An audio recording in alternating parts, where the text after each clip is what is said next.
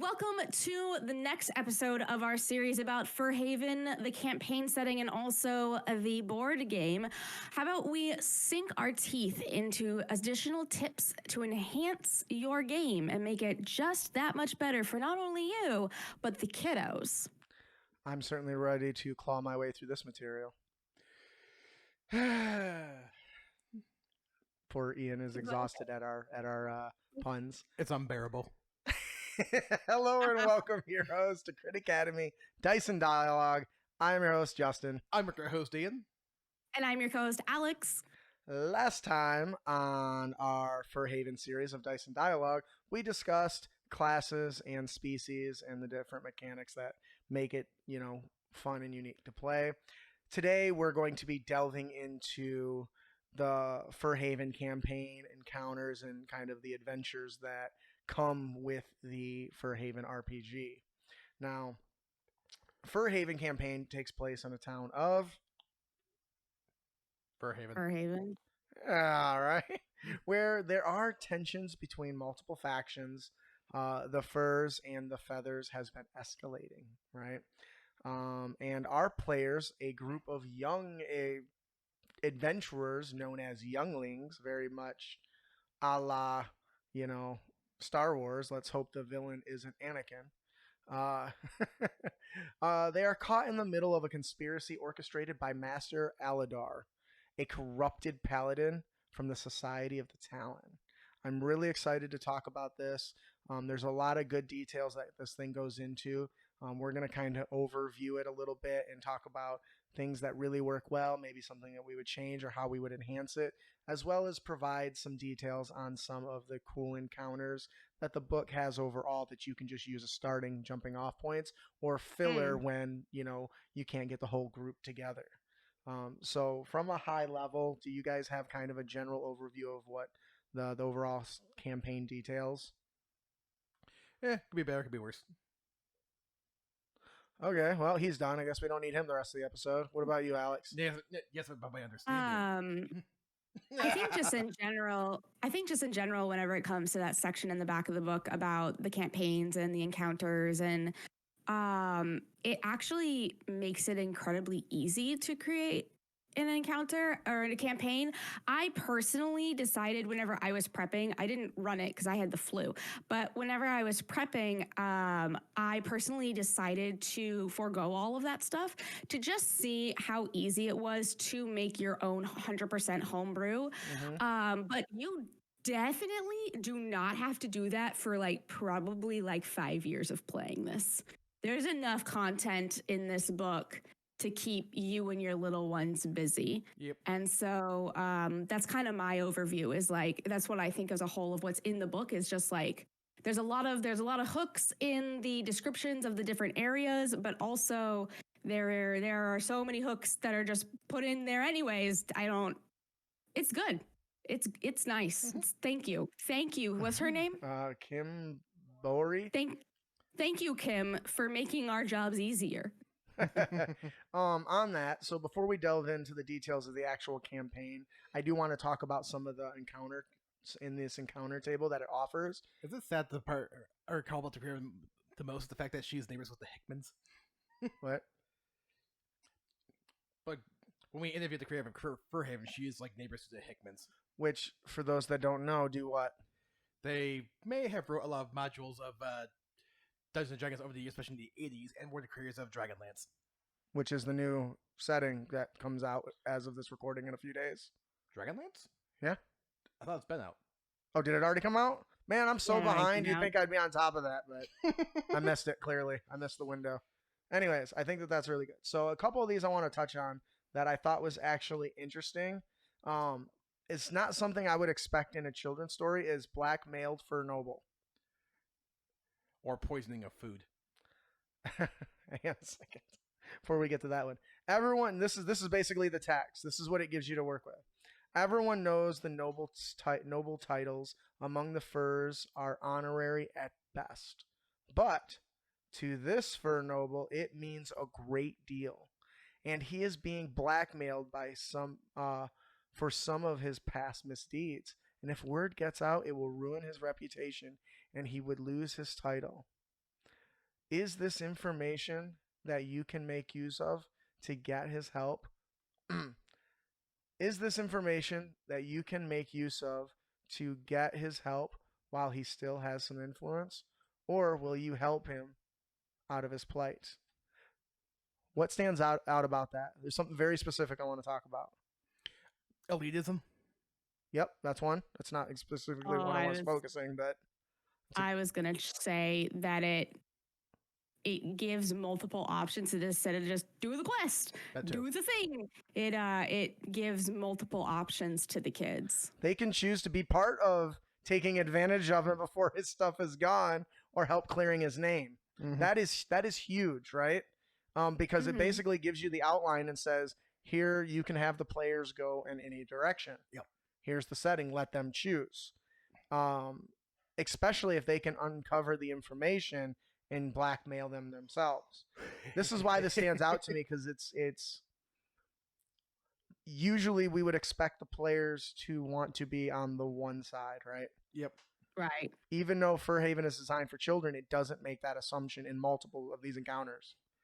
Or maybe the guy's a total dick and the players are like, why would I help you? That's also true. Maybe they've encountered him previously and built that anger and hate and despise him, and now he's seeking for help, and now he's dancing in their hands. I think that once again, kids are little mischievous little bastards sometimes, so I can see that, huh? See Malcolm in the middle.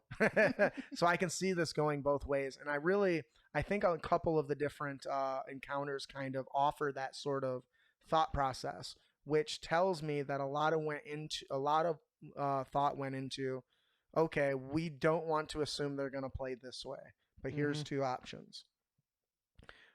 Good point. Ian, you mentioned one that was very interesting. Do you want to touch on that one? Do you remember what it's called? No. Didn't you just talk about a poisoning? I just remember it from reading the show notes earlier. Oh, okay. Yeah. So, poisoning isn't exactly something you would expect of our young heroes. But the poison itself doesn't have to be something that just is to take somebody out, right? Nope. What are some other uses of poison where it would still be a heroic thing to do? Debilitate, slow them down, pass blame. Okay. Alex? I can just see a kid deciding to put tiny bits of poison in the person's food every single day so that they have terrible diarrhea to like torture them. I can see a kid doing that so easily. Yes, guys. I mean, it's happened in how many 90s kids movies? Yeah, right. This guy is if this guy gets to vote, we're done for. Let's put if he eats these wallowy nuts, he'll be left in the bathroom for the rest of the day and we'll miss the vote in our favor. But in the meantime, let's filibuster until he's exhaustion. One thing that came across my mind is, what if there's a beast or something that's ravaging, but they don't want to put it down? Yeah. They could get a potion that will put it in a forever sleep or a long sleep. Or paralyze it. They already said that they have paralyzing venom, so they could... I was trying to think of a less evil way. Paralyzing and crippling a creature for life doesn't sound exactly... No, it's temporary paralyzing. That's what I thought. Like a tranquilizer. Oh. You temporarily trank it and drag it somewhere. And then drag it somewhere and then let it wake up and get on its day. Yep. And that's such a change from what we're used to thinking of when we think, poisoning somebody or something, right? Mm-hmm. And so that once again fits more of the child target. If I can personally read my favorite one. Please do. My favorite one is from Scale City, and it is Rival Thieves.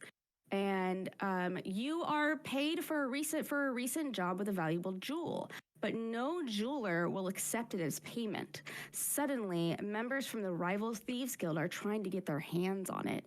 Do you make a deal with one guild and risk the wrath of the other? Do you get yourself out? How do you get yourself out of this predicament? Like, tell me that children are chaos gremlins. Like chaos gremlins. It's true, they are. Like, there's so many options. Like, do you go? Because like, if I was a kid and this happened to me, I know exactly what my brain would go. We need to go back to that other thieves guild and beat the shit out of them. Like, That's what I would do as a kid. I'd be like, hey, that's not fair. Pay me in something that actually I can do. And then, of course, it's like, why will nobody take the gem? Is it a fake gem? Is it a marked gem? Is it a stolen gem? Like, I just, they really leave it all up for interpretation in a way that is so tantalizing. Or is a hot item that was stolen from a noble. I'm like, nope, not touching that. Yeah. Yeah, exactly. Like, it's marked. And so they're like, no. I'm not going to have my head on a pike. No, absolutely not. I'm not taking that. Or maybe not stolen from a noble, but stolen from another crime family or powerful wizard. Mm. So there's a lot of these little tie-ins, pull-ins, little adventure starters, I would say. Like, it's almost like what's those fire starting kits called, where it has like the tinder and the tinderbox? And you know what I'm talking about? Yep. It feels like one of those where it's like all the things you need to start a fire, but not the fire itself. The kids do the fire, which is the fun part. No, kids add gasoline to the fire. Burn it down. So there's a lot of those. There's actually multiple little adventures that are in the end of the book. We're going to specifically kind of talk about the overall view of the campaign itself, which I think is really done really well, specifically with the idea of kids in mind. So the name of the adventure or the campaign is called The Conspiracy in the Night. Now, the central conflict here is that it revolves around escalating tensions between the furs and feathers, as mentioned. But the younglings kind of find themselves in the middle of it, and the plot, the campaign kind of unfolds around a disappearance of prominent fur leaders. Of the characters, it turns out being the characters' parents, right? That you tie into the characters. This is your motivation right from the get-go. My parents disappeared. Well, now I'm interested as this kind of story unfolds that the younglings are tasked with investigating that disappearance, which leads them to kind of uncover a plot that's being run by a corrupted feather, right? Now I'm picturing some kids going, my parents disappeared? Sweet, I can do anything I want. And honestly, you know, it's true. That's probably exactly what a child would think. Until they can't eat nothing because they run out of food and don't know how to go buy stuff. That would be the whole thing. Like, oh, you don't want to do that? Well, winter has come and you have no food because you didn't know what to do and now you're going to starve. No, I wouldn't do that to kids. Anyways.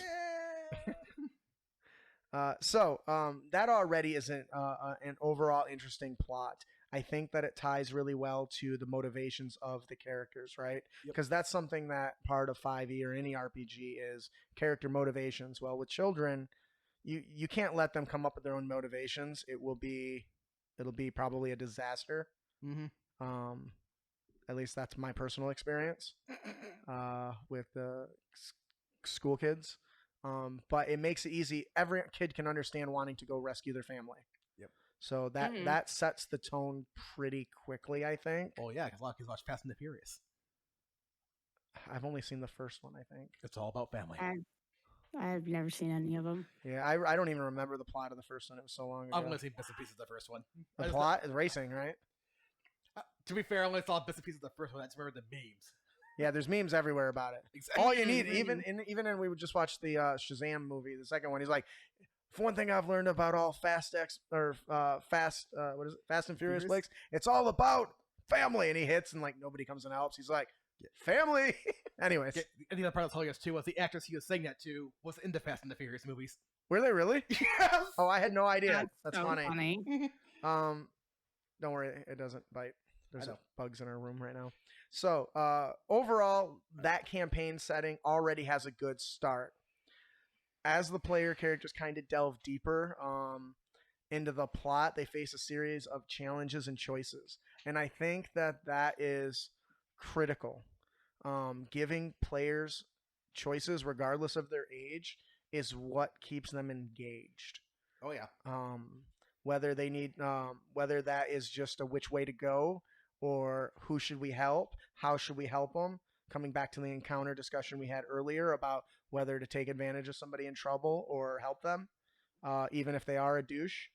I think that all those choices are there's a lot of pivotal choices that happen in the story, which once again focuses on that sort of aspect of the game, which is more, lore and exploration versus just outright combat. What are your guys' thoughts on kind of that focus? I personally think it's a lot of fun. I personally think that it's very much geared towards kids, because I know a lot of adults who wouldn't rescue their parents, but I know most kids would rescue their parents.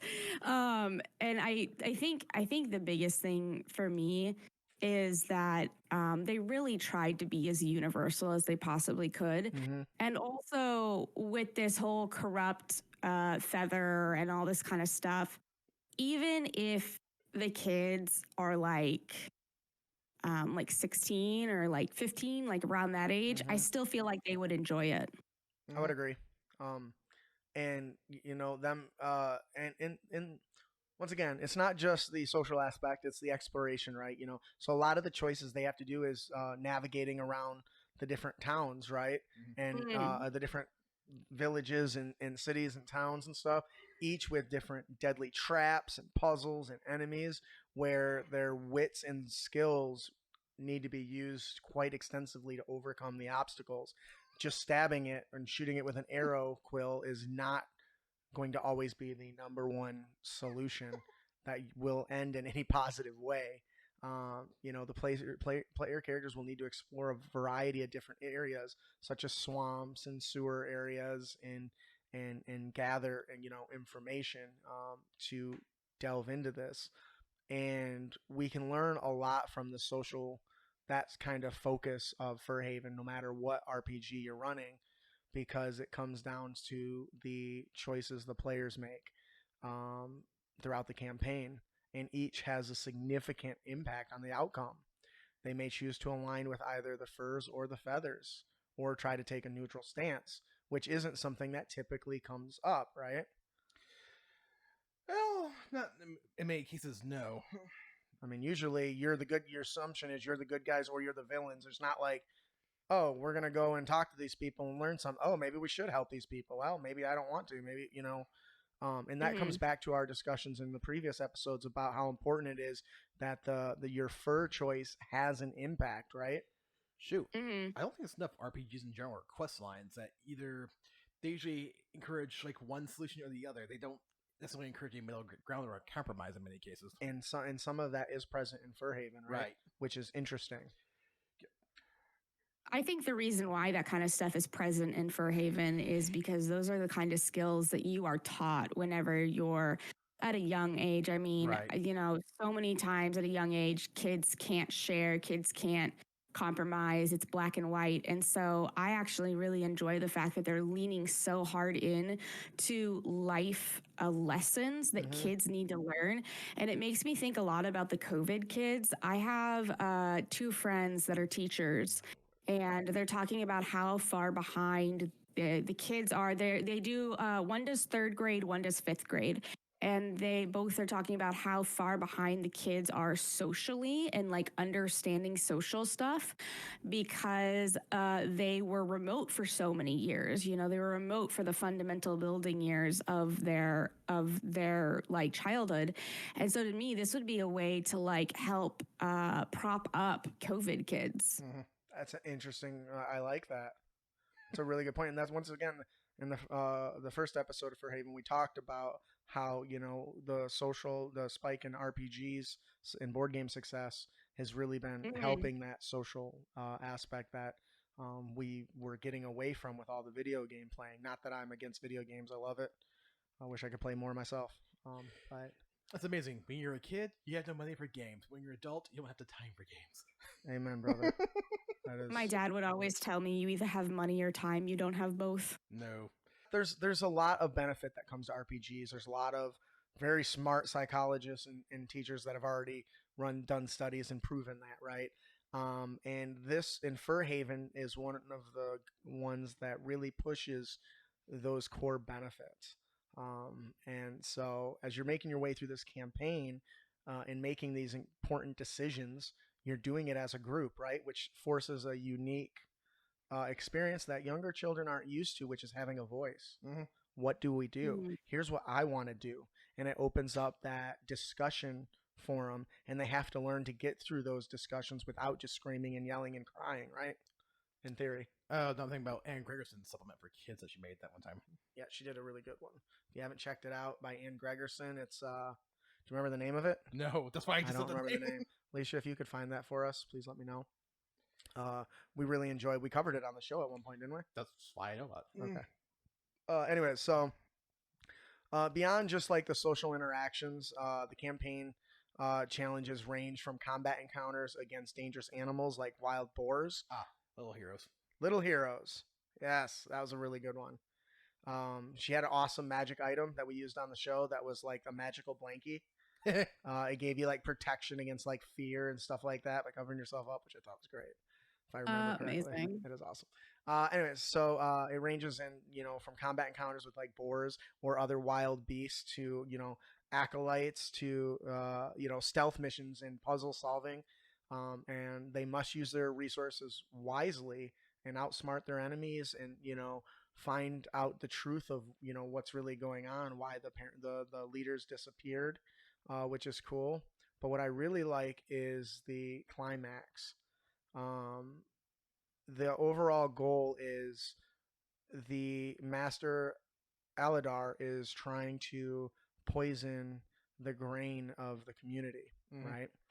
And the player's success, their choices, their actions determine whether Furhaven and its inhabitants fall to a poisoning of the supply.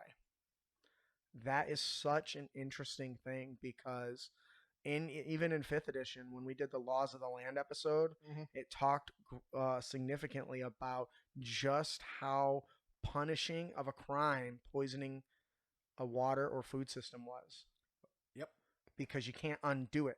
Nope. It can't easily be fixed. Food may be a little easier than water supply. Depends on how much you have stored up, but yeah.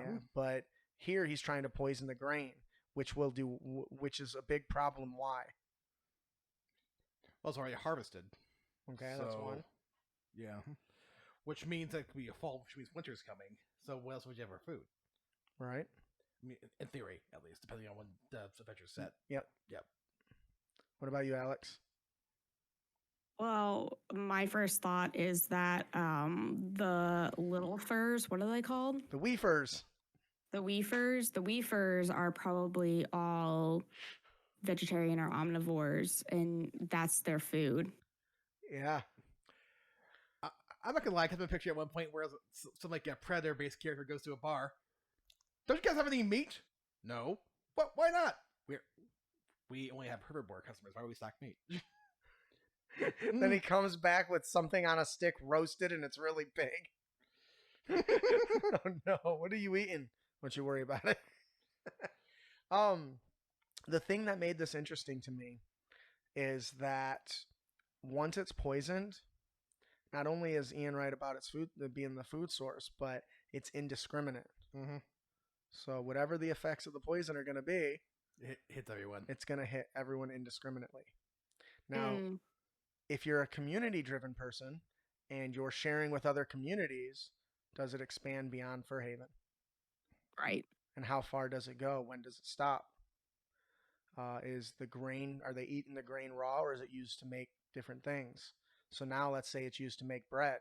Well, if it's not just made to use bread, but also used to make flour, you can't contain that. It's going to take on so many different forms. And I think that is an interesting direction to take, because it's not, even if they successfully defeat Master Aladar, if it doesn't actually lead to them stopping the process, they can fail and still beat the big bad. You know what I mean? Ooh. Well, the big bad gets away, but that's because they focused more on keeping the grain from being poisoned in the first place. So they focus on stopping the poison at the risk of knowing they're going to let Aladar go. Because I could teach kids why it's important to make choices and to weigh the consequences long term. And I think that's it. And honestly, here's the kicker: if they choose the violent approach of just physically beating him, that's going to have worse consequences. right? Which goes back to that classic violence doesn't solve, right? Yeah. It's not the solution, right?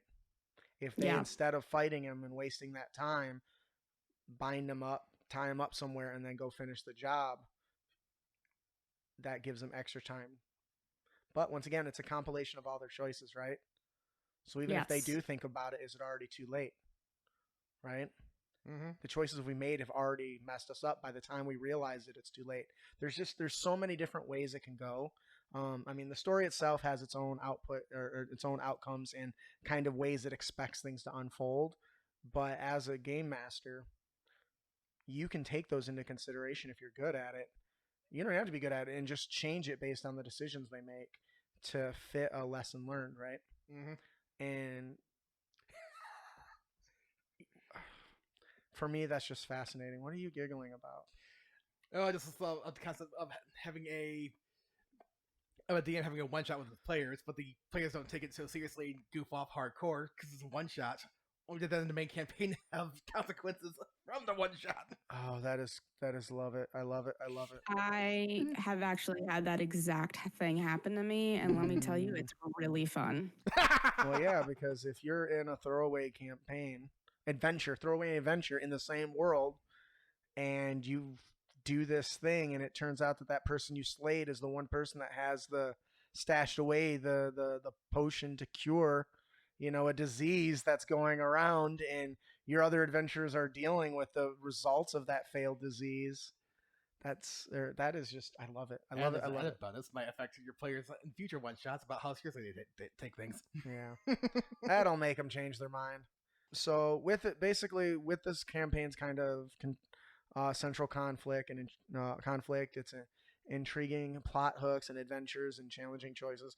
The Furhaven campaign offers quite a thrilling and immersive experience where the decisions and actions shape really the course of the story. Yep. And there is no bigger lesson to be taught to children and adults, right? Mm-hmm. We see it every day. We see the failures of our society as a whole. Those are the things that we need to be cognizant of all the time. Why is it important to learn history, people? So we don't relive it, but let's burn all that knowledge anyway. So yeah, one thing I learned from history, humans always sucked. Just a question of so we kind of touched a little bit. I had more detail. I wanted to delve into the actual motivations of Aladar, but I think that it's better to leave that kind of left unsaid. If you are interested in doing it and reading it, you can read it at the blog. It'll have all those details. Instead, what I think I'd like to do is delve into a little bit about some key tips and tricks that we can deliver to the game masters, because the assumption here is that if they're going to play this, they're not all experienced like we are, right? They're new. It's going to be a new experience. So I figure we can share our wealth of knowledge and talk to some of those tools that can help them just get I through want to that. say, did you guys see the random adventure starter? Because I think this is a perfect place to mention it. Did y'all see that page? I did. Why don't you delve into it for me? This is really cool. So essentially what it is like Mad Libs where you fill in the blank with like words. It's a Mad Lib where it goes, it was a blank and blank night at the nearby blank. Trouble was brewing. A group of blank was blanking. And then you get to fill it in. And they have like multiple of these. They have 1, 2, 3, 4, 5. They have 5 ad libs for you to fill in with, just a myriad of stuff. It looks like it's all D10s. But it has things you can fill in with it. You can come up with your own or randomly roll it. And that's really awesome, especially for younger kids, right? Yeah, so if you're like a 16, 15, like 14-year-old even, and you're sitting here like you want to DM, this is a fantastic place to get started. So I want to actually read a randomly generated one. And by random, I mean I'm just going to pick a random number and see if it fits. So each blank has Alicia has a D20. That's not going to help. All right, Ian, pick a number. 7. Okay, so So each blank has a number, and then there's a table for that number. So late one boisterous night. When I point to you, pick another number 1 through 10. All right. Late one boisterous night. Your group is approached by a 3. shady rogue. They need your help. My 10. pet, my pet is lost in the 3. mire. 1. Can you help me? You'll need to beware of the. Would you say 1? You're still pointing. Oh, sorry, my bad. Beware of the haunted. Just the haunted. But if you succeed, I will pay you 8. Wow, there's so many tables. I will pay. I will pay you.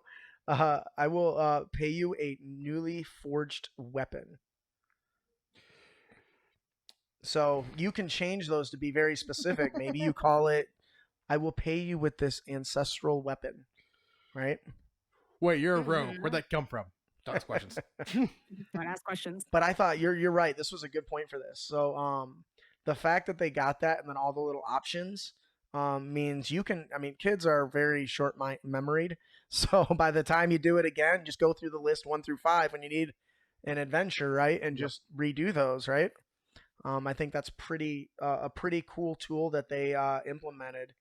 I actually think a concept like this could be an entirely its own product with just same. hundreds of these, and I think people would really like it.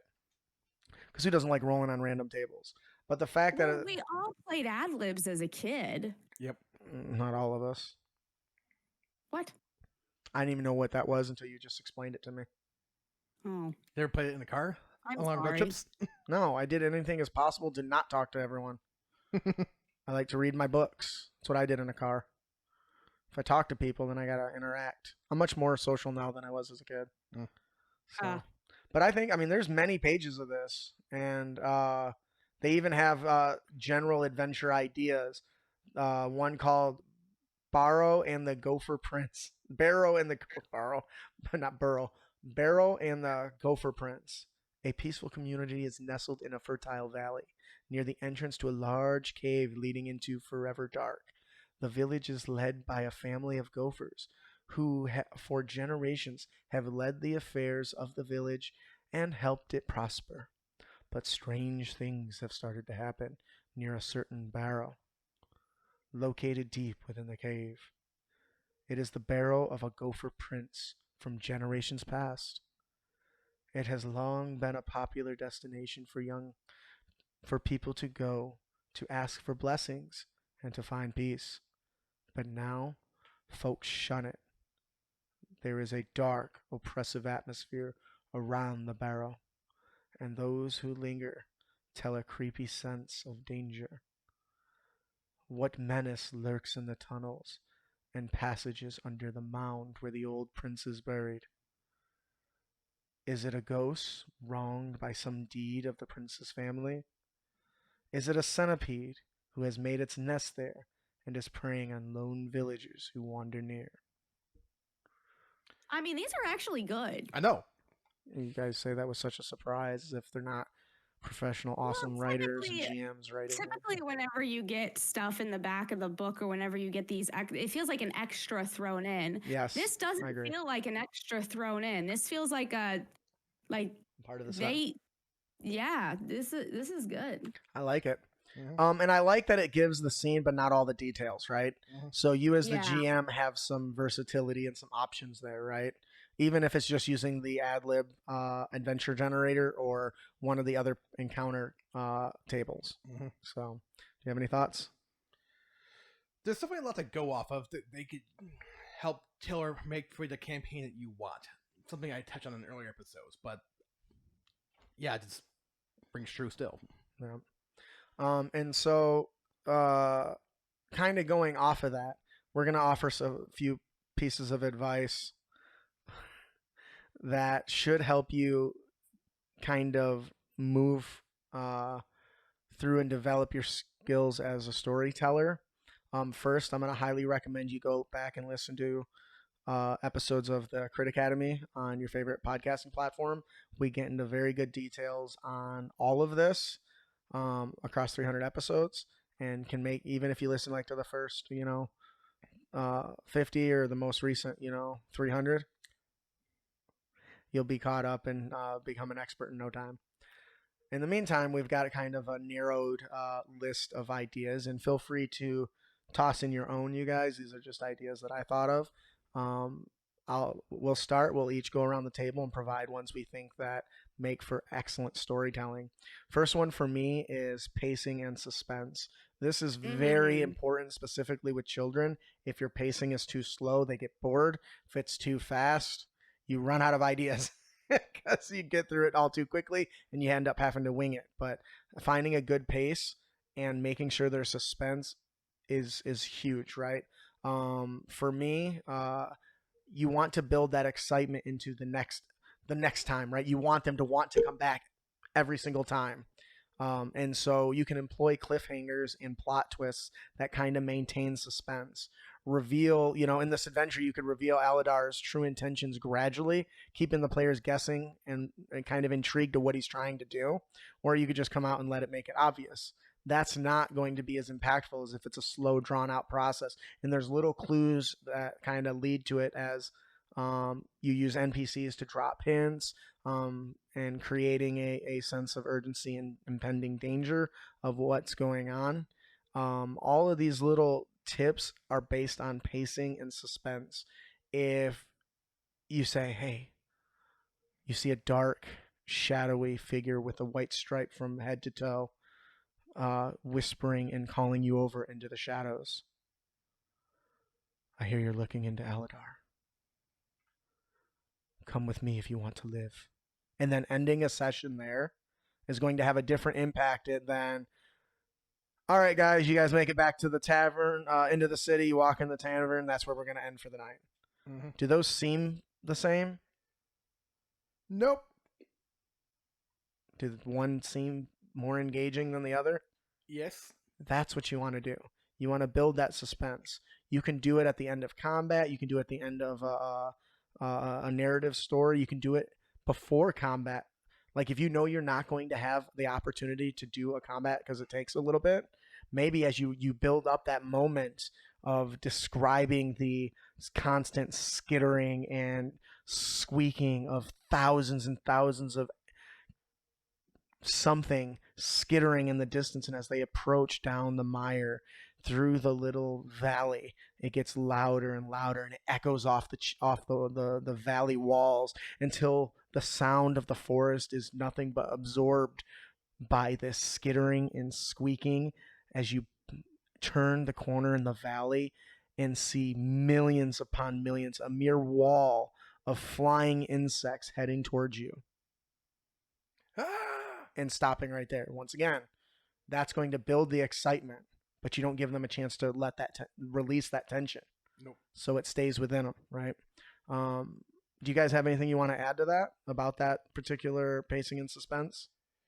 I think the only thing that I really want to add is that the only reason why crescendos feel so loud and so beautiful is because they're coupled with pianissimo moments. And so make sure that there's an ebb and a flow. Mm-hmm. It can't just always be suspenseful. Yes. But if there's a good back and forth, a good ebb and flow for them to compare it to, then those suspenseful moments, whenever you cliffhanger them, are going to be even worse.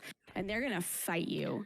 I have DM'd for kids before, and they fight you whenever the session's over. They are like, no, the session's not over. And I'm like, yes, I'm done being paid. So yes, the session's over. That's what it takes to run for kids these days. Mm-hmm. You're very right. You nailed it. And that's something that I kind of reiterate what she just said. You don't want every session to end on a cliffhanger, on a plot twist, right? But sometimes those are critical to keeping them engaged. So yeah. All right, Ian, is there a specific piece of word of wisdom you would like to provide for game masters? that might be running this for the first time or just be newer?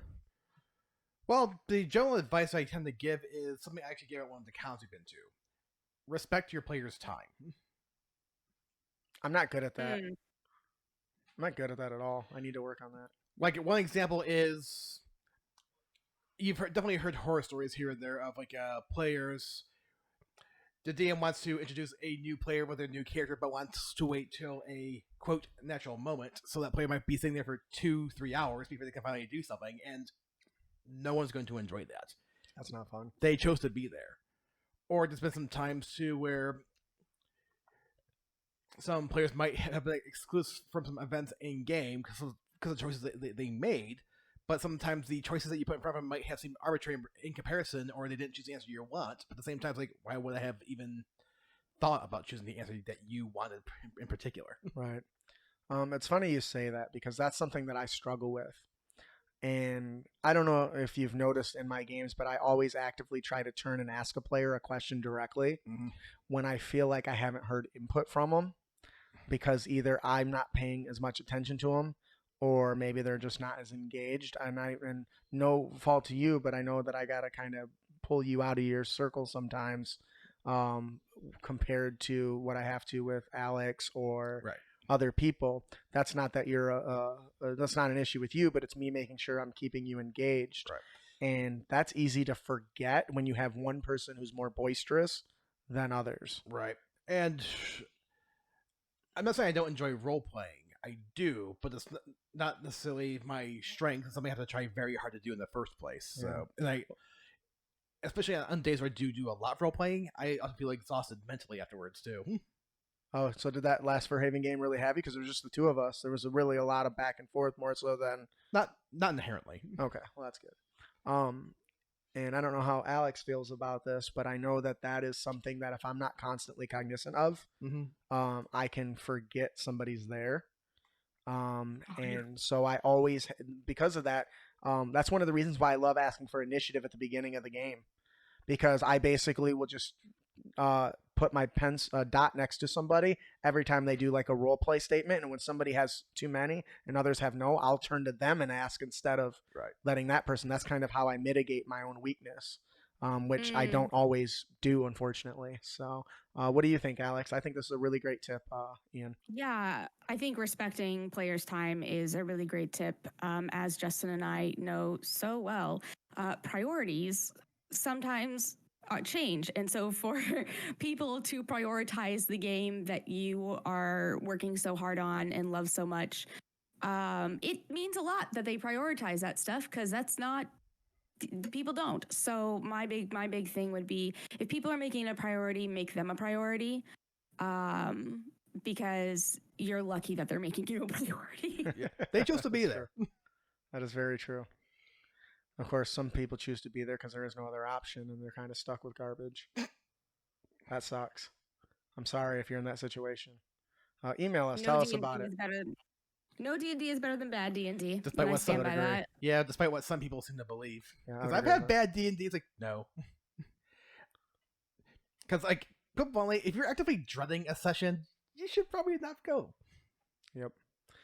So back to giving advice to our game masters that are new. One of the things that's easy to get stuck on is just constantly doing combat after combat after combat. That's not everyone's cup of tea. There's lore pillar, there's exploration, and there's combat. And while combat does lean a little heavier, focusing on the lore and exploration, which Furhaven does really, really well, is a really good way to involve everyone at once. This is why I think knowledge checks are underused, and more people should use them, because the players don't need to know the knowledge, but the characters do, right? So if I have somebody that's trained in Arcana and a burning little imp creature appears, the first thing I want to do is say, give me a knowledge check. Unless I have reason to believe that everyone in that group would already know exactly what it is, then it's just given information. And some things are known, right? I think the answer, or the thing that Ian has pointed out before, is everyone's heard of a troll in fantasy, right? Trolls are things, but if you treat them a lot like people that don't leave a lot. It's only stories. So maybe that description is inaccurate, right? Maybe they don't. Maybe they know they're weak against fire, but maybe they can't tell the difference between an ogre and a troll. Yeah. You know what I mean? Or I've seen DMs be frustrated because their players attack the troll with fire because, well, that's what they're weak to. Only for some people to play, well, it's your fault. You told them it was a troll. Yes. You didn't discover the hulking humanoid rising out of the swamp. And Ian nails it, right? When it comes to exploration and discovery, Right. not calling something by its name is one of the best things you can do. It's like, but the moment you call it a troll, what do you think the players are gonna do? Because if I call it, would you say a big hulking humanoid with fangs? That is such a broad description. Then you say, okay, everyone that's trained in nature, give me a nature check. Oh, Ian, Brutus knows this is a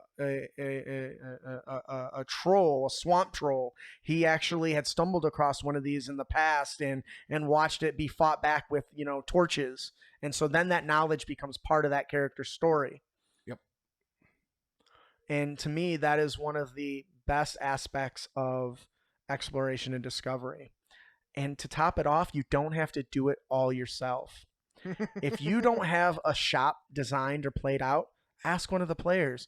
You guys walk into a rickety old shop, a little clanging cowbell as you open the door. Ian, what's it look like on the inside? Dusty. Oh, yeah, Alex? Who's standing behind the counter? What do they look like? Oh my God, what are they called? Lizard folk, a lizard folk. So you walk into this dusty shop with the cowbell door.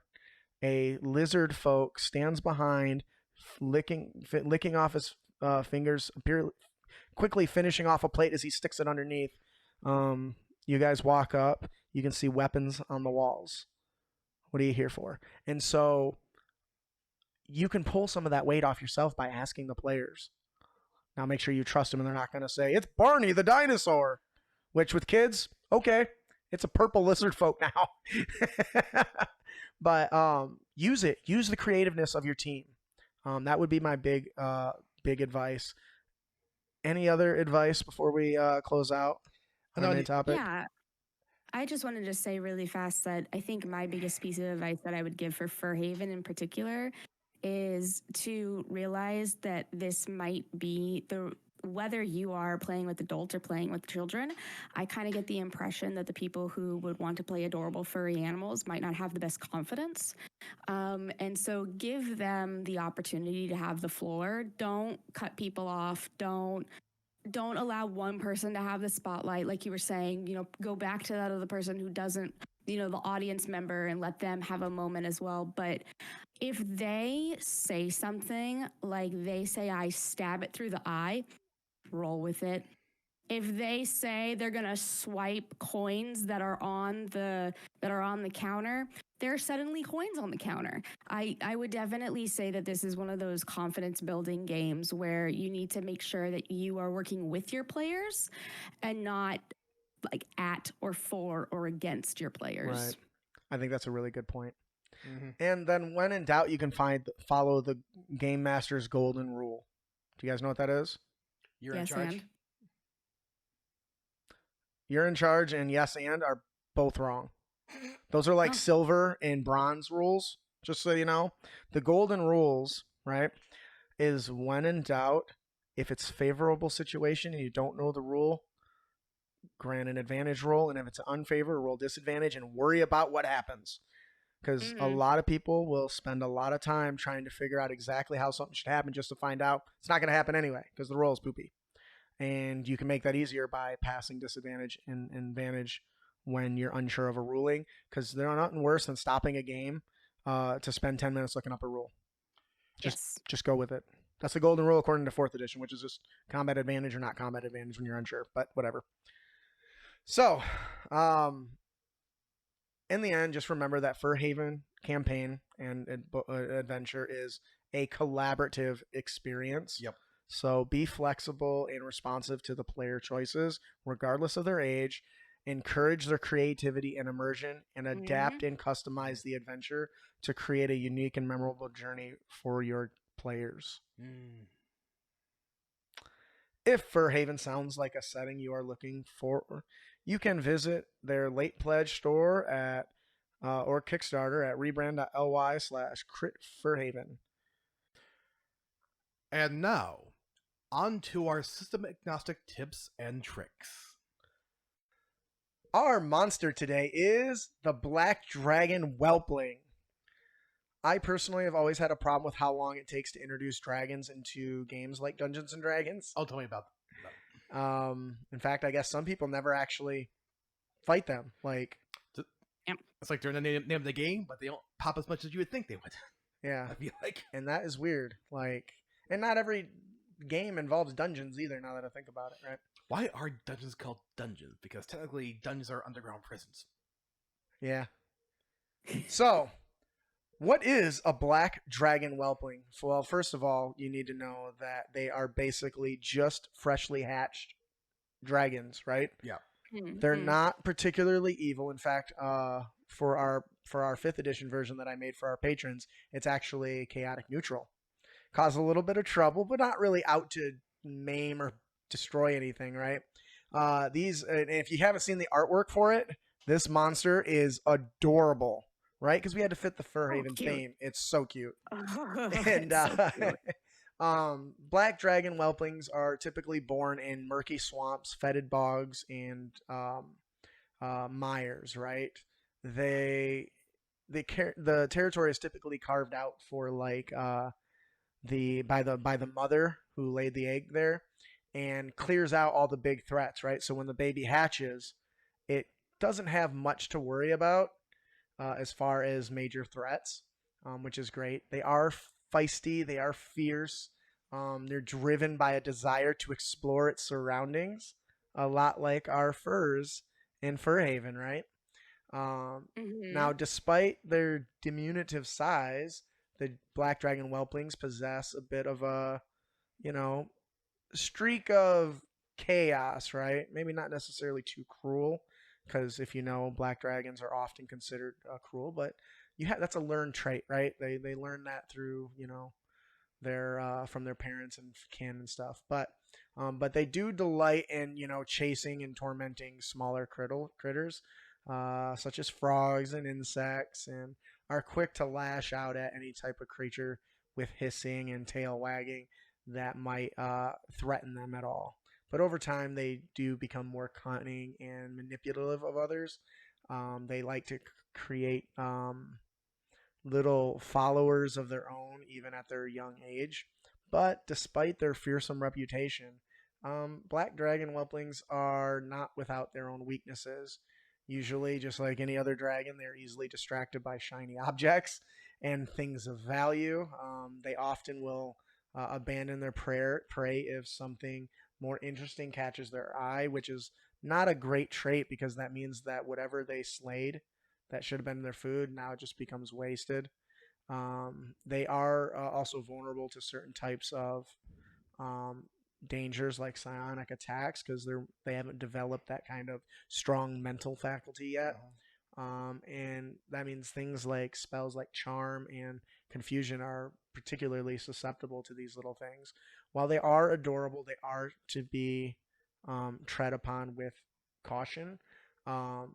So if you're going to run the Black Dragon Whelpling in any of your fantasy RPGs, there's a couple core features that are really needed. Now, we're going to keep the actual mechanics system agnostic, so we're not going to give you all the mechanical details, but we'll tell you what they're supposed to do, right? First of all, they should have flight, though it should be slower than no faster than normal walk speed for other creatures, right? They should have immunity to like acid or disease, poisons and stuff like that, to kind of fit that little dark feely feel. But what really separates them is their breath. While as adults becomes like an acid breath, it's not actually got that acidic effect yet. So instead, it becomes more like an ink breath, where instead of trying to melt your face, they spray out the black ichor and blind their enemies for a short time. kind of like very much like an octopus, right? Yeah. And they can also cause it to take on more of a misty spray that fills the area with like a dark toxic, almost like a heavy smog. So these two core features outside of its teeth, claws, and tails become very interesting mechanics to engage the players with. What do you guys think? I do find it interesting that you built a dragon that slots into a age range that you don't normally deal with. Because Right. I do feel like there have been some times where it's some adventures like, okay, I want to have a dragon, but none of the dragon's stat blocks quite fits. Mm-hmm. Like there's one like, okay, for this one, for these levels of characters I have, a wormling is way too weak. Mm-hmm. A young dragon, the next step up, is way too powerful. And so let's take like the wormling, make it one size bigger, add a few +2 to everything. Yep. And you give out hit points, and next thing you know, you have a teenage black dragon. Now this one's meant to be like a newborn, so Right. you're talking like a half CR too. So Right. characters can be walking through a mire and run into one of these, and it doesn't have to be a battle, right? No. Maybe it's just playing tricks on them. Maybe they start like pixies start taking stuff that's shiny, right? Yeah. Or threatening the adventurers. Can you imagine a group of like adventurers being threatened by a little dragon? Like, you're gonna get out of my swamp. Yep. But anyway, in one shot I did run. I remember briefly at the very end, it's like, I could have the fight be prolonged, but the players are clearly going to win, so I just have to fly away and have it yell, I'm telling my mom! And then fly away. Yeah. I'm gonna go get my mommy. Yeah, of course, the players are actually like, does he his mom? Oh, crap. And coming in a similar vein, you have this wormling, the players say, go, wait a second, where did this come from? Where's his parents? Yeah, actually, give me a history check. You actually recalled overhearing kind of in passing in the tavern a discussion about, a large black dragon hunting a kingdom over. Maybe that's just close enough that if he makes the call, she'll come running. What do you think, Alex? This dragon whelpling sounds like the ultimate challenge to make it an adoptable pet to a player. I love it. Like a player would literally just be like, no, we don't do that. We don't do that. No, stop. No, stop. Like he literally like vomits onto like the noble that they're talking to get their reward. And they're like, oh, sorry, he's a baby. He just irps sometimes. Like, but it was actually an attack, but it's so like feeble. It irped. I'm so sorry. Like a house cat versus a puma. Very much. But I see this as very much as a challenge, but I like it because dragons, okay, so anytime anyone wants to ever adopt like something that's super sentient or like, that it would be like crazy for them to be able to actually have, I just make their age length just expansive, and then they just stay tiny and a little child forever. And that's what I would do with this. If my players adopted this, I would let them do it. I'd let them do it. And I would just have it stay a whelpling the entire campaign. Yep. And you can make it so that its powers and stuff are not super impactful unless you treat it more like a magic item, right? Where you can use it so many times in combat per day, right? I really like this. I like the idea of it. See, I would play if I was a player and if I was like a bard or an entertainer, having this thing soil people's stuff as a gag would be hilarious. Yes. Like, but here's where we get it. He also has prestidigitation, so he has a clothing cleaning service, and he trains the dragon to go and soil stuff, and then, oh, you know what? I can get that out for you. I've got a secret recipe that'll take care of it. And so that's their daily income.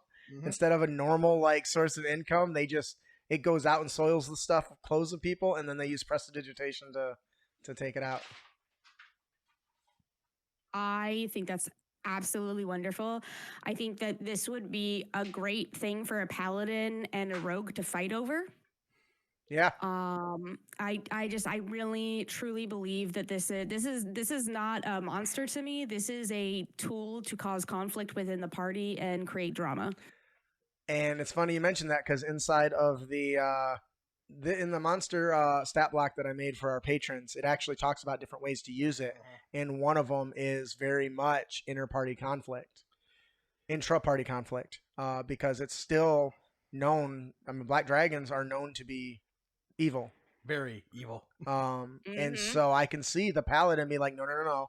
We got to get rid of it. We got to do something with it. And the bard's like, but it's so cute. Yet the whole nature versus nurture discussion can come in too. Yes. And I remember in some games where we came across a baby sloth. Not sure how that works, but okay. And one of the players like, I want my top is so cute. I'm like, it's a sloth.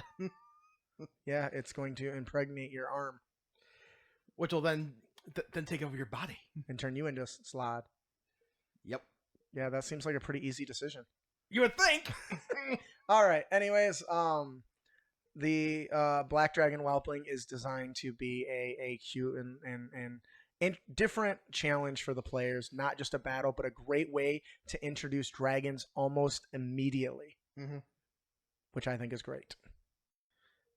If you enjoyed the show and you want to support us, visit us at critacademy.com. We have a plethora of 5e content, as well as our best-selling Capes and Crooks 5e superhero RPG. Keep an eye out soon that we are hoping to have a physical copy. So if that sounds like that tickles your dice, well, we're happy to do that. Follow us on social media, leave us a review, share all our episodes with your friends and stuff, across your YouTube or all that stuff. Let everyone know. Make a TikTok about it. Please visit our Patreon page where now you can get 7 days of free trial, absolutely full of all kinds of fat loot for you. Get that tasty Crit Academy experience. I am your host, Justin. I'm your co-host, Ian. And I'm your co-host, Alex. Thank you very much for watching or listening.